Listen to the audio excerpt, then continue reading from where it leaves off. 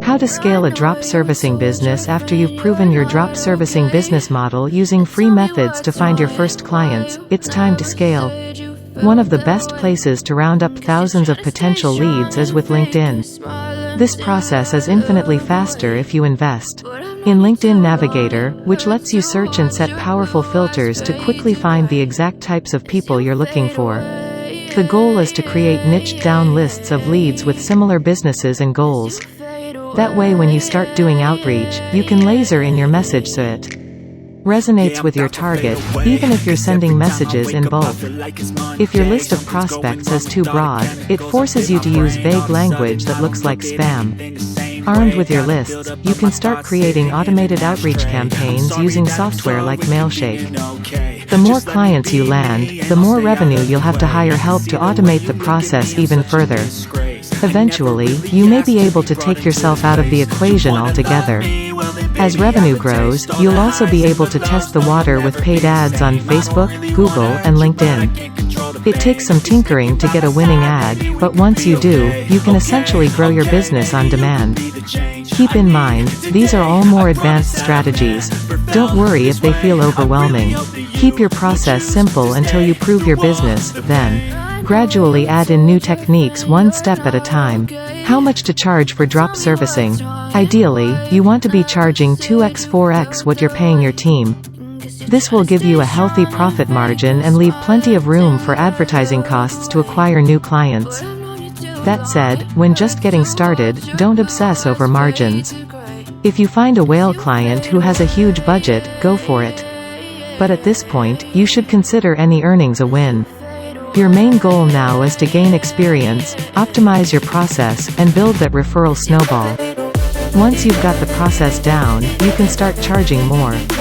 Remember, this is a numbers game. If you're selling services with a $500 margin, all you need is 6 clients to bring in $3,000 per month. And if you're offering a CBFM service, you'll have that recurring income each month. If you continue working your way up the client ladder, you'll hit 6 figures before you know it, which, when you break it down, is just $8,333 per month, or a handful of good recurring clients.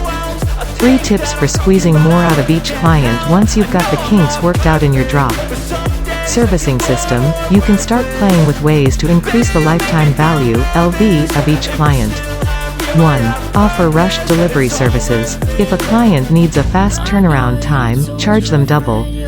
I wouldn't advertise this until you and your service provider are in sync. 2. Offer 3-tier pricing. Give potential clients 3 service options to choose from. Basic, minimal work at the lowest price that's worth your while. This is for clients with a tight budget. Value. Your average service package that is more expensive, but seems like a great value compared to the basic package. Royal treatment. A super expensive, mega service plan that offers all the bells and whistles. The Royal package makes the value package seem like a bargain. This will be way too expensive for most people. But it's important to always give the option. You'd be surprised at how many people automatically choose the most expensive package, just because they can. 3. Offer upsells. Chances are, there are a bunch more ways you could help your clients grow. For example, if you offer copywriting services, you might realize most of your clients also need help with things like graphic design or PPC ads. By hiring another specialist onto your drop servicing team, you'll be able to earn more from each client. And earning more from the same client is much easier than landing brand new clients. How much does it cost to start a drop service business? So far, drop servicing is sounding pretty great. But how much does it cost to get started? Turns out, not very much. With our lean startup model, our only costs are a domain name to set up a professional email address, $9 from Namecheap, 5-ish paid practice projects to find a reliable service provider, $300 to $500 depending on the service, training for your service provider, $0 to $500 depending on how much they already know, how much you can teach yourself, and how much a good course costs. Overall, you're looking at $500 to $1,000 in startup costs. If that seems like a lot, consider starting as a normal freelancer. You'll be able to save up while learning the ropes and building your skills. Now, after you get up and running, you'll eventually want to get a website and marketing system set up. This doesn't need to be anything fancy, but it should look professional.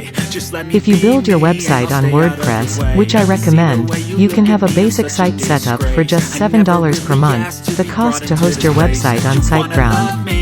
Everything else, WordPress themes, plugins, opt-in software, email services providers, can be found for free. You can upgrade these to fancier paid options once you start bringing in more money. Is it ethical to drop service? You might be wondering, isn't drop servicing kinda shady? No, it's not. At least as long as you're not lying to clients. Outsourcing is not lying. Hiring a team is not lying. In fact, most service businesses do it. Think about it. When you drop your car off at Goodyear or Jiffy Lube for maintenance, do you think the owner of the company is going to be the one fixing your brakes? Of course not.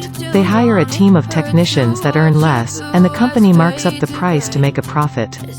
Since the technicians are changing brakes all the time, they're better at it than the owner anyways.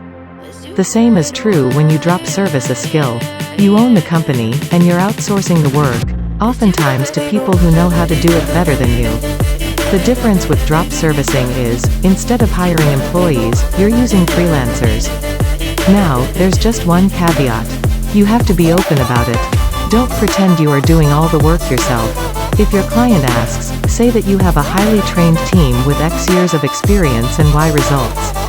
In the end, that's all they care about, results. If they don't ask, there's no need to tell them about your team. Just don't be misleading. Remember, you're in this business for the long run.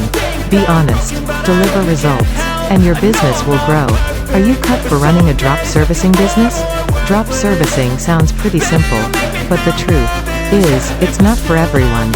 In order to succeed at drop servicing, you need to be a good salesperson. That means spending a good chunk of your schedule chatting with business owners and closing deals. This might feel intimidating for introverts, but it gets easier, and less nerve-wracking, with practice. Be an effective communicator. You are the middleman. Not only do you have to communicate with your clients, but you also need to manage your team and make sure instructions are followed. Be organized. Drop servicers are constantly juggling deadlines. If you struggle with organization and time management, this might not be for you. Have a business owner mentality. Successful drop servicers are driven and self-disciplined. Nobody is going to be watching over your shoulder telling you what to do. If you want to make money, you'll need to keep yourself accountable. If you like the video and learn about the drop servicing business, if so, what are you waiting for? Time to get started. Subscribe my YouTube channel and press the bell icon for more money-making ideas in your comfort zone in 2022.